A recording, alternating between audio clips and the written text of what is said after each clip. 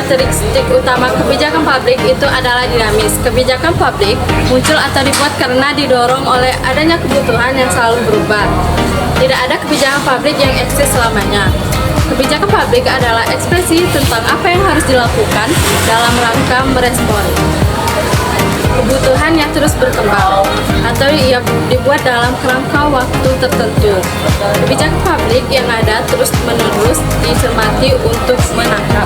PASPI menetap 6 tugas strategis agar implementasi perubahan kebijakan publik berhasil, yaitu kebijakan yang harus sahih, membangun konstituen, menghimpun sumber-sumber, mendesain dan mengubah organisasi, mendayagunakan sumber-sumber dan memotivator kemajuan pelaksanaan dan hasil. Proses perubahan kebijakan pastinya akan menghasilkan kebijakan baru, dan kebijakan baru ini harus diimplementasikan agar dampaknya mengimplementasikan kebijakan lama dan kebijakan hasil perubahan atau perubahan baru tadi sebenarnya tidak ada bedanya. Hanya saja karena ia dibuat dalam suasana dan lingkungan baru. Dengan harapan pelaksanaan kebijakan baru, hasil perubahan kebijakan yang lama harus lebih baik hasilnya. Bukankah ini adalah hasil dari sebuah proses pembelajaran yang penuh dengan harapan hasilnya menjadi lebih baik?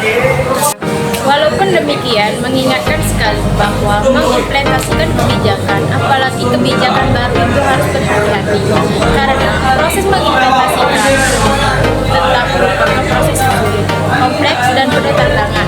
Brand, Kerhoff, dan Cosby mengingatkan adanya 4 karakteristik utama implementasi perubahan kebijakan, yaitu implementasi kebijakan itu jarang linier, tidak dapat dilaksanakan oleh satu agensi tunggal. Ada pihak yang diuntungkan dan dirugikan, dapat kebijakan baru banyak kekurangan dana. Greenlee menambahkan dengan menyatakan bahwa usaha mereformasi kebijakan itu memunculkan banyak penentangan dari segala penjuru yang akan menghalangi implementasi efektif perubahan tersebut. Itulah maka Kerhoff dan suatu kebijakan publik yang dinilai penting oleh pemerintah dan juga masyarakat kemudian diimplementasikan dan berhasil mencapai tujuan-tujuan. Masalahnya telah terpecahkan, maka kebijakan tersebut dinilai selesai dan dihentikan pelaksanaannya. Sebaliknya, bagi kebijakan publik yang kurang atau tidak berhasil mencapai tujuan, tetapi masih dinilai penting dan urgent bagi pemerintah dan masyarakat, maka kebijakan publik tersebut perlu diubah, diperbaiki, dimodifikasi, dan direnovasi sebagian atau keseluruhan bagian dari kebijakan itu agar tujuan bisa dicapai secara maksimal. Ada 2 tipologi perubahan kebijakan sebagaimana dikemukakan oleh Roberts dan King, yaitu first order change, perubahan kecil, dan second order change, perubahan mendasar.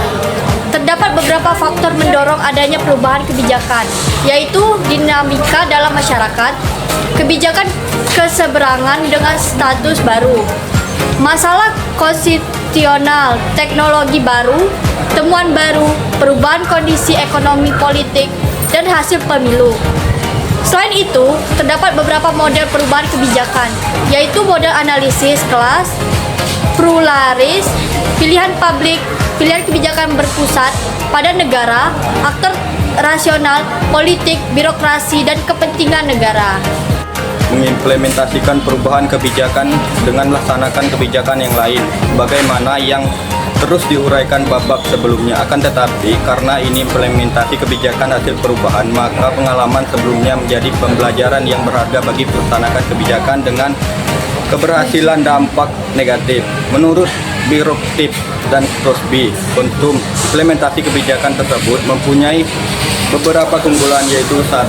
Dapat dipakai untuk menentukan atau menilai pada tahap proses implementasi kebijakan, memberi informasi yang akurat tahap-tahap apa yang harus diambil sebagai berikut. 2. Dapat dipergunakan sebagai instrumen untuk menunjukkan tempat-tempat yang secara potensi akan memunculkan masalah dan gangguan terhadap upaya perubahan kebijakan.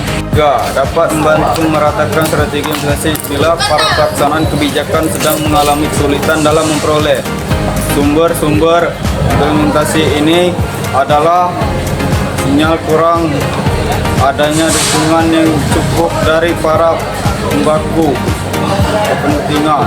4. Sifat implementasi kebijakan yang beruntun sekuensial menjadikannya lebih mudah mengadaptasi kebutuhan apa yang harus dilakukan dan kapan. Di antara sekian banyak masalah yang lazim muncul pada implementasi kebijakan adalah kecenderungan berlebihan dalam menetapkan target, karena asumsinya adalah proses implementasi akan berjalan secara cepat dan lancar. 5. Memberikan bantuan yang berguna kepada manajer kebijakan dalam mengembangkan indikator-indikator yang akurat dan realistik untuk memonitor perkembangan dampak kebijakan yang diperoleh. Sekian materi yang bisa kami sampaikan. Kami ucapkan terima kasih.